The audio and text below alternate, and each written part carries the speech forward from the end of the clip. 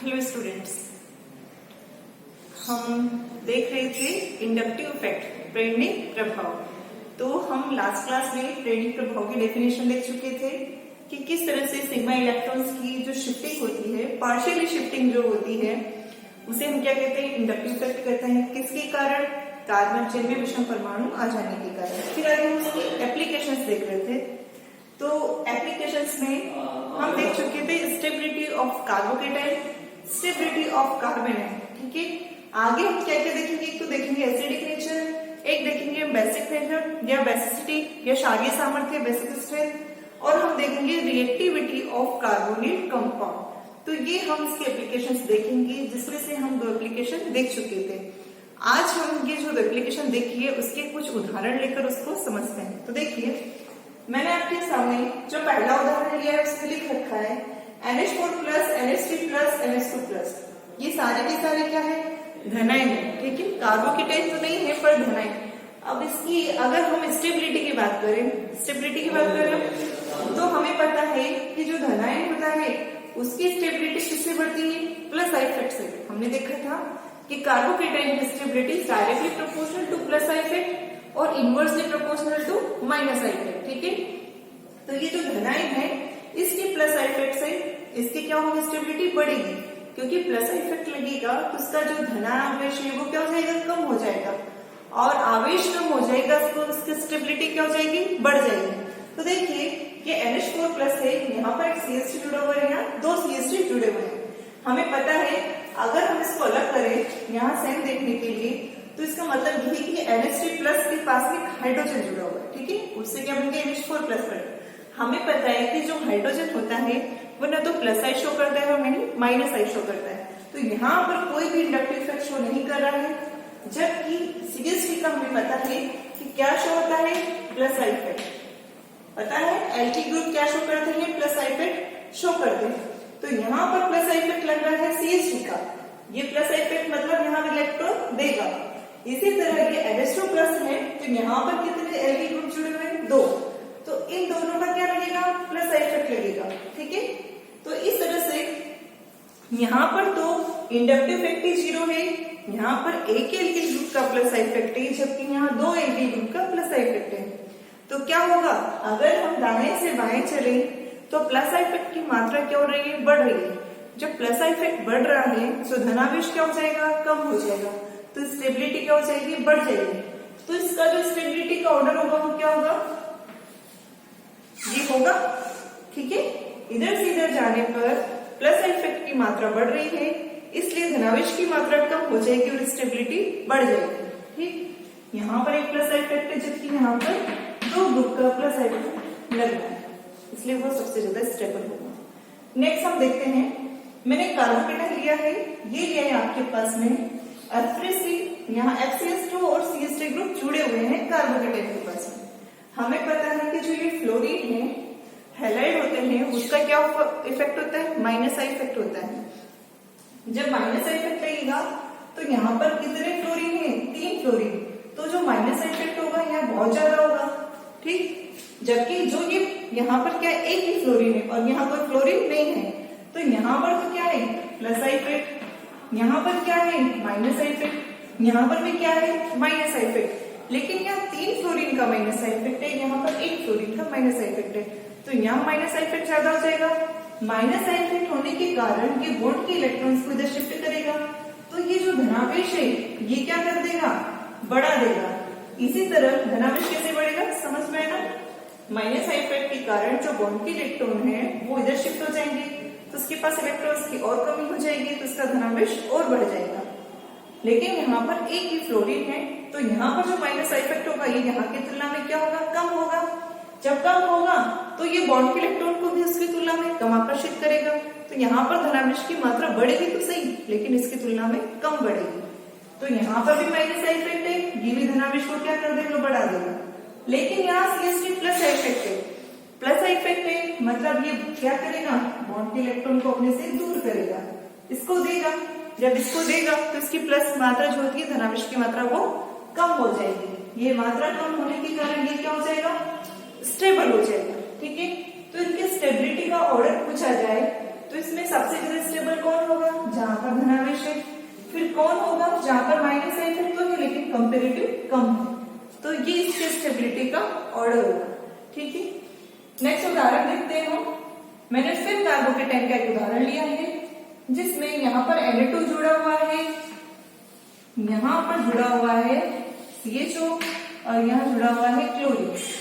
हमने ऑर्डर लिखा था एक माइनस आई इफेक्ट का, तो हमें पता है कि जो तीनों समूह है ये कैसा नेचर शो करते हैं, माइनस आई इफेक्ट वाला नेचर शो करते हैं। लेकिन उस ग्रुप उसके अकॉर्डिंग Na2 का माइनस आई इफेक्ट CHO से ज्यादा होता है, क्लोरीन से भी ज्यादा होता है, और CHO का माइनस आई इफेक्ट क्लोरीन से ज्यादा होता है।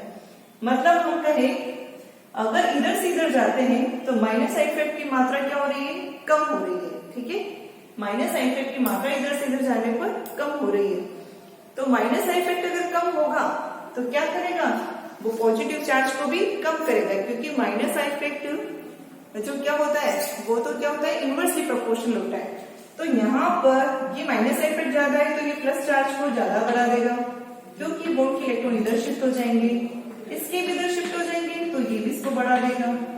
ये भी क्या करेगा, ये भी बढ़ाएगा, लेकिन ये कंपेरेटिव कम बढ़ाएगा। तो इसकी स्टेबिलिटी देखी जाए तो ये होगी स्टेबिलिटी, क्योंकि स्टेबिलिटी कार्बोकेटाइन के माइनस आई के इनवर्सली प्रोपोर्शनल होती है। और आप लोग वैसे समझ भी चुके हैं कि किस तरह से आवेश की मात्रा अगर हम इधर से इधर जा रहे हैं तो बढ़ रही है, लेकिन यहाँ की तुलना में कम बढ़ रही है, तो उसकी स्टेबिलिटी यहाँ से ज्यादा होगी। नेक्स्ट देखिए कार्बेनाइन। कार्बेनाइन में आपने क्या लिया है, ये मिटा देते हैं।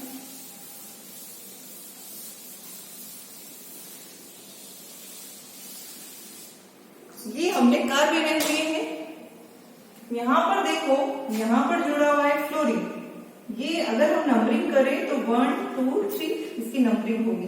तो यहाँ पहली पोजीशन पे फ्लोरीन जुड़ा हुआ है, जबकि यहाँ दूसरे कार्बन पर जुड़ा हुआ है, और यहाँ तीसरे कार्बन पर फ्लोरीन जुड़ा हुआ है।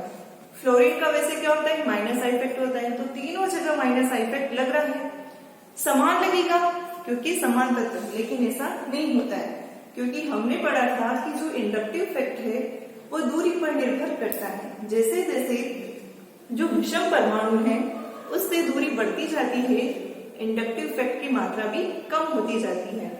तो देखो यहाँ पर CH2 माइनस के 10 पास वाले कार्बन पर फ्लोरीन है, तो यहाँ इसका माइनस आई इफेक्ट ज्यादा होगा। यहाँ पर दूसरी पोजीशन पर है तो कंपेरेटिव कम होगा, फिर यहाँ और कम होगा।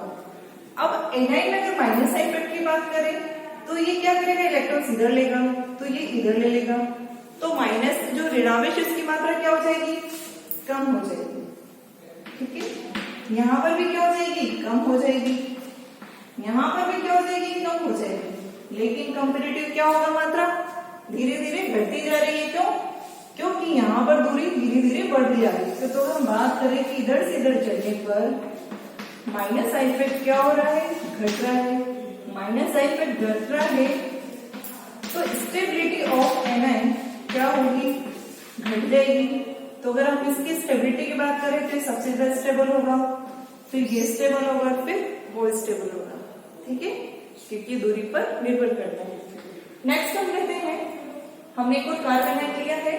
देखो इसमें सेकंड पोजीशन पे फ्लोरीन जुड़ा हुआ है, यहाँ सेकंड पोजीशन फ्लोरीन जुड़ा हुआ है, और थर्ड पोजीशन पर ब्रोमीन जुड़ा हुआ है। CH3 सब में समान है, तो प्लस आई इफेक्ट लगा रहे हैं, और फ्लोरीन क्लोरीन ब्रोमीन हैलाइड जो कि माइनस आई इफेक्ट लगाएंगे। लेकिन हमें पता है ऑर्डर के अकॉर्डिंग कि इन तीनों में से सबसे ज्यादा माइनस आई इफेक्ट किसका होता है, फ्लोरीन का, तो उसकी इलेक्ट्रोनेगेटिविटी क्या होती है, सबसे ज्यादा होती है, फिर क्लोरीन और फिर ब्रोमीन। अब वही बात कि कार्बेनाइन के लिए नेगेटिव माइनस आई इफेक्ट वाले जितने पास होंगे, जितना स्ट्रॉन्ग से जुड़ा होगा, उसकी स्टेबिलिटी उतनी बढ़ जाएगी। अगर हम इधर से इधर जाते हैं तो इसमें भी माइनस आई इफेक्ट क्या हो रहा है, घट रहा है। जब माइनस आई इफेक्ट घटेगा तो स्टेबिलिटी क्या हो जाएगी, घट जाएगी। तो इस स्टेबिलिटी का ऑर्डर पूछा जाए तो हमें ये प्राप्त होगा। ठीक है, तो कुल मिला के आपको यही ध्यान रखना है कि जो कार्बोकेटाइन है उसमें यदि प्लस आई वाले ग्रुप जुड़े हो तो वो उसकी स्टेबिलिटी बढ़ेगी। फिर उसमें भी आपको क्या देखना है कि भाई किसके पास में प्लस आई इफेक्ट ज्यादा है, किसके पास प्लस आई इफेक्ट कम है, तो जिसके पास प्लस आई इफेक्ट ज्यादा होगा उसकी स्टेबिलिटी ज्यादा होगी कार्बोकेटाइन में। ठीक है, तो ये आपके कार्बोकेटाइन और कार्बेनाइन की स्टेबिलिटी को लेकर हमने कुछ उदाहरण देखे। अब हम नेक्स्ट एप्लीकेशन लेते हैं। नेक्स्ट एप्लीकेशन है आपकी एसिडिक नेचर। तो देखिए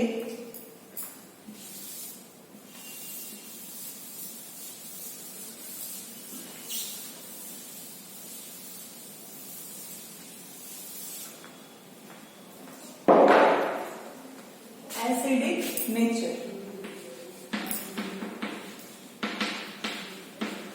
ये कैसे प्रभावित होती है इसको हमें देखना है। तो कोई भी कंपाउंड एसिडिक नेचर कैसे शो करता है, हमने पढ़ा है कि जो कंपाउंड या स्पीसीज H+ देती है वो क्या कहलाती है, अम्ल कहलाती है। ठीक है, या जो स्पीसीज लॉन पेयर ग्रहण करती है वो भी क्या कहलाती है, अम्ल कहलाती है। ये क्या है, जो पहली परिघटना है वो आरएनएस की परिघटना है, और जो दूसरा उदाहरण दूसरी घटना घटित होती है या दूसरे को जिसने अम्ल का नाम दिया है वो है लेविस। ठीक है, तो लेविस तो कहता है कि जो लॉन पेयर ग्रहण करता है वो अम्ल है, आरएनएस कहता है कि जो H+ ग्रहण करता है वो अम्ल है। तो एसिडिक नेचर के लिए क्या, या तो H+ क्या करे, ग्रहण करे, त्यागे, या लॉन पेयर क्या करे, ग्रहण करे। ठीक है, दोनों ही कंडीशन में किसका निर्माण होता है, कार्बेनाइन। किसका निर्माण होता है, कार्बेनाइन का। अब हमें पता है कि कार्बेनाइन जितना ज्यादा स्टेबल होगा उसकी ज्यादा उसकी स्टेबिलिटी होगी। तो एसिडिटी या acidic strength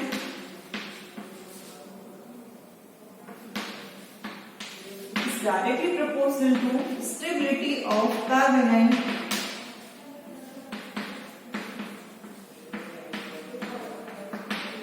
is directly proportional to minus I effect is inversely proportional to plus I effect. ठीक है, या directly proportional to percentage as character या डायरेक्टली प्रोपोर्शनल टू इलेक्ट्रोनेगेटिविटी। ठीक है, ये आपके पास में कंक्लूजन निकल गया है। देखो कैसे, जैसे हमने लिया ये फॉर्म कैसे लिया हमने। अब हमारी परिभाषा के अकॉर्डिंग ये H+ डाउन करें, तो अगर ये हम से खोल के लिखते हैं, अगर ये H+ दे देता है तो हमारे पास क्या मिलेगा, ये मिलेगा, ये एनाइन है। ठीक है, कार्बेनाइन कह दो या फिर एनाइन बोल दो, ज्यादा अच्छा होगा, है ना, कार्बेनाइन या एनाइन। एनाइन बोलो, कार्बेनाइन ना बोलो। ठीक है, क्योंकि हम जनरली जो कार्बोक्सिलिक एसिड है उसका देखते हैं, और कार्बोक्सिलिक एसिड में H+ दान करने के बाद में क्या मिलता है हमारे पास में, O- मिलता है, तो एनाइन बोलो। ठीक, तो इस तरह हमारे पास में ये मिला। अब इसका मतलब ये है कि ये जितना ज्यादा स्टेबल होगा उतनी इसकी एसिडिक स्ट्रेंथ होगी। ठीक है, तो हमें इसकी स्टेबिलिटी देखनी है कि कार्बोनेट की स्टेबिलिटी क्या होती है, और हमें पता है कि कोई भी एनाइन की जो स्टेबिलिटी होती है वो माइनस आई इफेक्ट के तो क्या होती है, डायरेक्टली प्रोपोर्शनल टू, जबकि इसके प्लस आई इफेक्ट के इनवर्सली हम पहले देख चुके हैं। ठीक है, और ये परसेंटेजेस कैरेक्टर क्या होता है हम ये देख चुके हैं कि किस तरह परसेंटेजेस कैरेक्टर निकालते हैं। तो परसेंटेजेस कैरेक्टर बढ़ने के साथ साथ एनाइन की स्टेबिलिटी बढ़ती है, क्योंकि परसेंटेजेस कैरेक्टर बढ़ने पर इलेक्ट्रोनेगेटिविटी बढ़ती है। और हमने अगली क्लास में देखा था कि यदि नेगेटिव चार्ज की बात करें कि एक कंपाउंड में negative charge more electronegative atom पर है और एक लेस इलेक्ट्रोनेगेटिव एटम पर है, तो नेगेटिव चार्ज कहां स्टेबल होता है, मोर इलेक्ट्रोनेगेटिव एटम पर, जबकि पॉजिटिव चार्ज कहां स्टेबल होता है, लेस स्टेबल इलेक्ट्रोनेगेटिव एटम पर। ये आपको ध्यान रखना है। ठीक, तो ये तो हुई कि किस तरह से हम इसके स्टेबिलिटी की बात करेंगे, किस तरह से हम इसका एसिडिक स्ट्रेंथ देखेंगे। अब हम कुछ एग्जांपल लेते हैं। तो देखिए,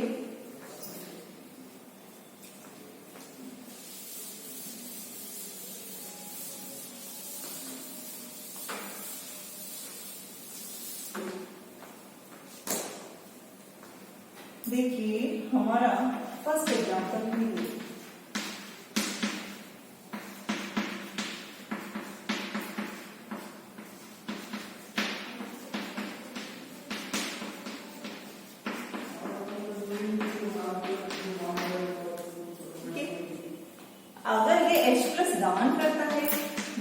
एच प्लस बनाता है तो हमें मिलेगा ये एन, ठीक है। इसी तरह अगर ये एच प्लस रिमूव करता है तो हमें मिलेगा ये एन। यहां पर भी सेम चीज होगी,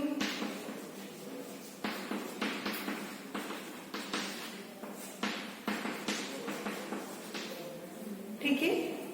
हम एनाइन की स्टेबिलिटी देखते हैं। यहाँ पर तो क्या जुड़ा हुआ है, आई, हाइड्रोजन का इंडक्टिव इफेक्ट क्या होता है, 0। यहाँ जुड़ा हुआ है CH3, यहाँ पर इंडक्टिव इफेक्ट क्या है, प्लस आई है। यहाँ पर भी क्या है, प्लस आई है। लेकिन देखो इधर से इधर जाने पर जो प्लस आई है वो क्या हो रहा है, बढ़ रहा है ना। यहाँ मैथिल है जबकि वहां क्या है, एथिल है, तो वहां पर प्लस आई इफेक्ट की मात्रा ज्यादा है। इधर से इधर जाने प्लस आई इफेक्ट बढ़ेगा, तो जो एनाइन है इसकी स्टेबिलिटी मतलब स्थायित्व, ठीक है, स्टेबिलिटी ऑफ एनाइन क्या हो जाएगा, घट जाएगा। हमने अभी ऑर्डर लिखा था कि किस तरह इसका मतलब रिलेशन लिखा था, क्या रिलेशन होता है। तो प्लस इफेक्ट बढ़ रहा है तो एनाइन की स्टेबिलिटी क्या हो जाएगी, घट जाएगी। जब एनाइन की स्टेबिलिटी घट जाएगी तो क्या होगा, एसिड की स्ट्रेंथ भी क्या हो जाएगी, घट जाएगी, ठीक है। अब ये कैसे हो रहा है, देखो यहाँ पर ये प्लस इफेक्ट देगा तो यहाँ पर नेगेटिव चार्ज को क्या कर रहा है, ये बढ़ा रहा है। ये और ज्यादा दे रहे हैं तो नेगेटिव चार्ज को और बढ़ा रहा है, और जितना ज्यादा चार्ज बढ़ता है उसकी स्टेबिलिटी उस स्पीसीज उतनी कम होती जाती है। तो ये देखा हमने एक एग्जांपल कि किस तरह प्लस इफेक्ट के द्वारा इसकी स्टेबिलिटी बढ़ती है। हम नेक्स्ट उदाहरण लेते हैं।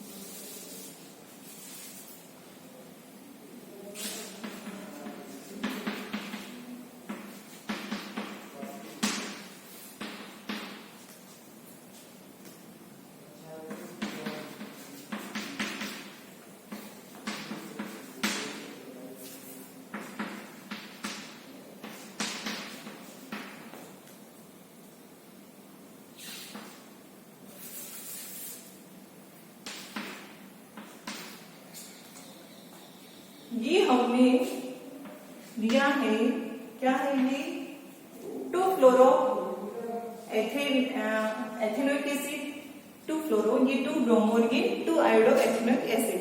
तो हमारे पास में यहाँ वेरी क्या कर रहा है, हैलाइड ग्रुप वेरी कर रहा है, ठीक है।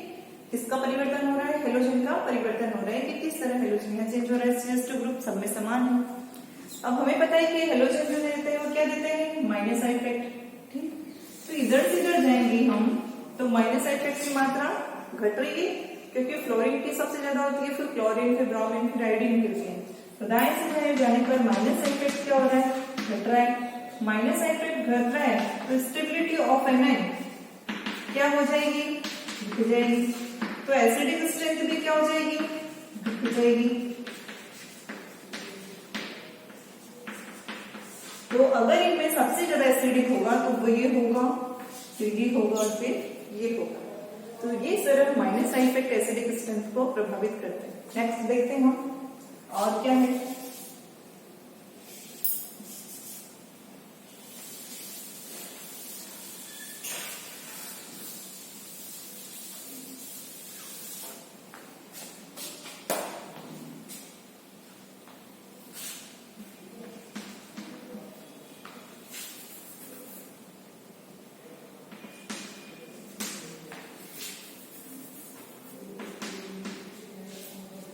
देखिए इधर अगर हम यहाँ बात करें तो ये तो क्या है, यहाँ पर सिर्फ एक क्लोरीन है, जबकि यहाँ 2 क्लोरीन और यहाँ 3 क्लोरीन है। तो अगर हम दाएं से बाएं जाएंगे तो माइनस इफेक्ट क्या हो रहा है, बढ़ रहा है। तो एनाइन की स्टेबिलिटी क्या हो जाएगी, बढ़ जाएगी। तो जो इसकी एसिडिक नेचर है वो भी क्या होगी, बढ़ जाएगी। तो एसिडिक नेचर का ऑर्डर क्या होगा, ये होगा, ठीक है। तो इस तरह माइनस इफेक्ट की मात्रा माइनस इफेक्ट जो ऑर्डर है उसके अकॉर्डिंग भी प्रभावित होता है। एक और चीज देखिए, हमने परसेंटेज कैरेक्टर वाली बात की थी, तो वो कैसे होता है, ये तो हम अभी तक क्या देख रहे थे, सिर्फ इंडक्टिव इफेक्ट देख रहे थे। अगर आपको दिया हो ये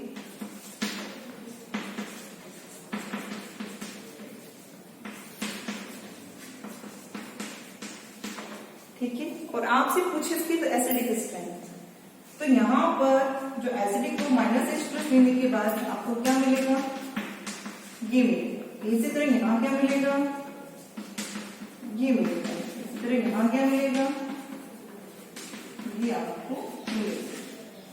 ठीक है। H+ देगा, H+ देने का मतलब वो बॉन्ड के इलेक्ट्रॉन को क्या कर रहा है, छोड़ के जा रहा है, तो इसके पास 2 इलेक्ट्रॉन हो जाएंगे, तो यहाँ क्या रहता है, ऋणावेश आ जाता है।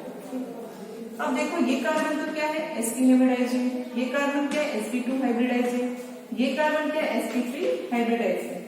हमें पता है कि जब हम दाएं से बाएं चलेंगे तो परसेंटेज इस करेक्टर क्या हो जाएगा, घट जाएगा, तो इलेक्ट्रोनेगेटिविटी ऑफ कार्बन क्या हो जाएगी, घट जाएगी, तो जो स्टेबिलिटी है वो भी क्या हो जाएगी, घट जाएगी, तो जो एसिडिक स्ट्रेंथ है वो भी क्या हो जाएगी, घट जाएगी। इसकी एसिडिक स्ट्रेंथ क्या होगी, हमें पता है कि जो कार्बन है ये एसिटिलीन का ये होता है 3.25, इसकी इलेक्ट्रोनेगेटिविटी होती है, इसकी 2.75 होती है और इसकी 2.5 होती है। ठीक है, 3.25, 2.75 और 2.5, तो इसकी इलेक्ट्रोनेगेटिविटी ज्यादा है। और हम फंडे में देखा होगा कि जिसकी इलेक्ट्रोनेगेटिविटी ज्यादा होती है, इस पर जो ऋणावेश होता है वो ज्यादा स्टेबल होता है।